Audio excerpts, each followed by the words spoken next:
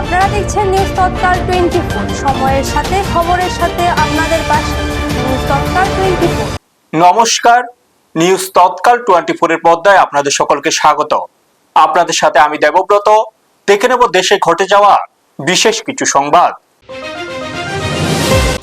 দেশের বিভিন্ন রাজ্যে ভারী বৃষ্টির পূর্বাভাস দিয়েছে আবহাওয়া দপ্তর। কয়েকটি রাজ্যে বজ্রপাত ও ঝড়ো হওয়ার সতর্কতাও জারি করা হয়েছে। কেন্দ্রীয় স্বরাষ্ট্রমন্ত্রী অমিত শাহের সভাপতিত্বে দক্ষিণ ভারতের রাজ্যগুলির গুরুত্বপূর্ণ বৈঠক হয়েছে। জলবন্টন, উন্নয়ন সহ বিভিন্ন বিষয় নিয়ে আলোচনা হয়েছে। উত্তরপ্রদেশের গ্যাংস্টার আইনের অপব্যবহার নিয়ে প্রশ্ন তুলেছে সুপ্রিম কোর্ট। নিরপরাধ মানুষের বিরুদ্ধে যেন এই আইন ব্যবহার না হয় সেই বিষয়ে আদালত সতর্ক করেছে। পিএমএলএ আইন নিয়ে গুরুত্বপূর্ণ শুনানি করবে সুপ্রিম কোর্ট। অর্থ পাচার সংক্রান্ত মামলায় আইনের কয়েকটি বিষয় নিয়ে আদালতে আলোচনা হবে। নিট ইউজি 2026 এর কাউন্সিলিং নিয়ে নতুন আপডেট এসেছে। প্রথম দফায় কোন ছাত্রছাত্রী কোন কলেজে আসন পেয়েছেন সেই তালিকা প্রকাশের প্রক্রিয়া চলছে।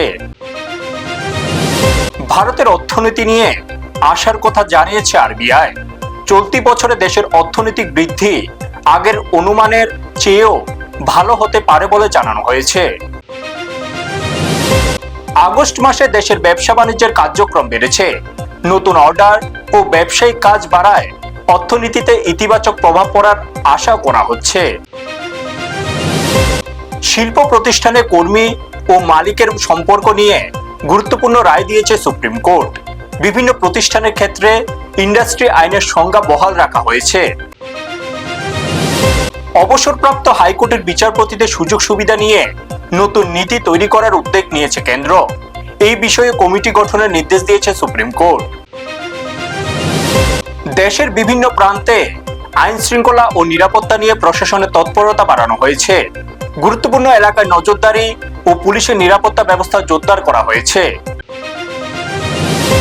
এখনকার মতো দেশের সেরা দোষ এই পর্যন্তই। আমাদের অন্যান্য সংবাদ এবং আপডেটের জন্য চোখ রাখুন নিউজ তৎকাল 24 এর পর্দায়। আপনারা দেখছেন নিউজ তৎকাল 24।